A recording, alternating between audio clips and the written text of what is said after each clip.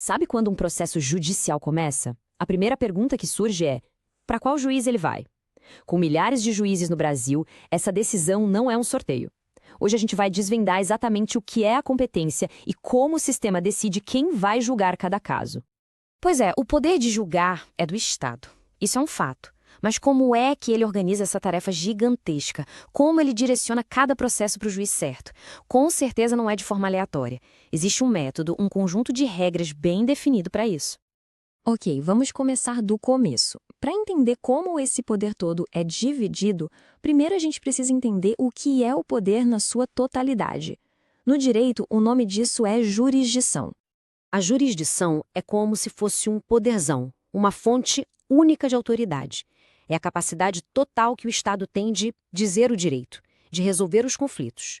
E esse poder é uno, ou seja, é um só, indivisível e vale para o Brasil inteiro.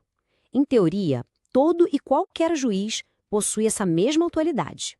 Tá, mas se a jurisdição é uma só e pertence a todos os juízes, como é que o trabalho é organizado na prática? Bom, é aí que entra o nosso tema principal de hoje, a competência. Pensa na competência como um manual de instruções do judiciário.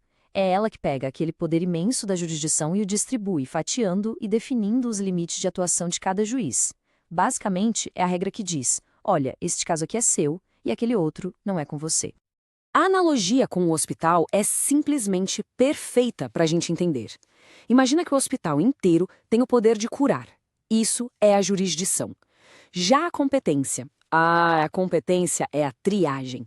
É ela que encaminha o paciente com problema de coração direto para o cardiologista e aquele com uma questão de pele para o dermatologista. É o que garante que o especialista certo cuide do caso certo. Faz todo sentido, né? E de onde vêm essas regras todas? Existe uma hierarquia bem clara.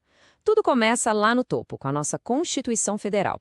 Depois, vêm as leis mais gerais, como o Código de Processo Civil, que detalham o funcionamento.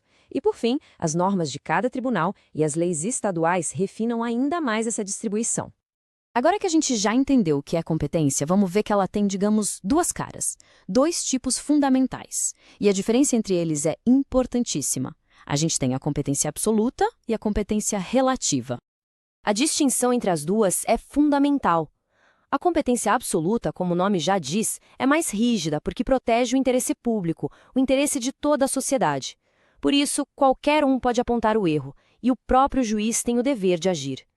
Já a competência relativa foca no interesse particular das partes envolvidas. Por isso, ela é mais flexível. Em geral, só o réu pode questioná-la, e as partes podem até mesmo fazer um acordo para alterá-la. Ok, então um processo entra no sistema e as regras são aplicadas. Mas em que momento, exatamente, um juiz se torna permanentemente o responsável por aquele caso? O momento decisivo é quando a ação é protocolada. A lei chama isso de perpetuação da jurisdição.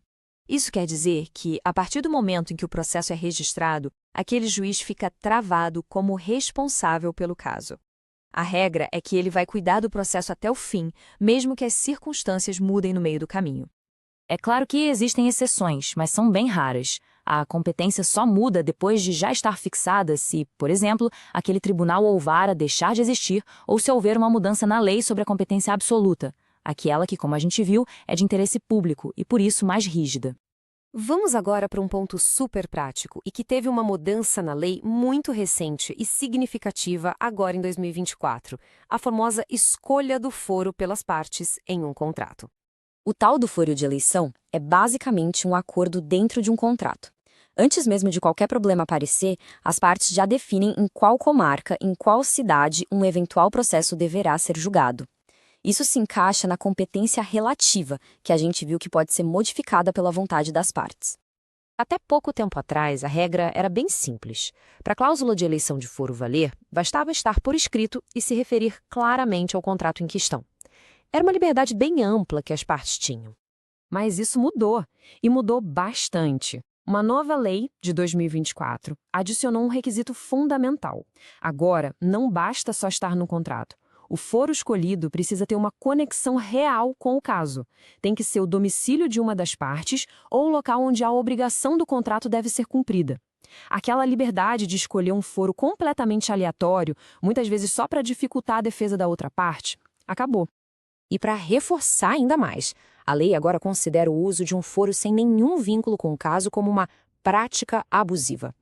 E o mais importante, o próprio juiz pode, por iniciativa própria, reconhecer esse abuso e enviar o processo para o lugar certo. É uma ferramenta poderosa para combater o que muitos chamam de jurisprudência predatória. E isso tudo nos leva a uma reflexão final. A mudança na lei é, sem dúvida, um passo claro para organizar melhor o sistema e evitar abusos.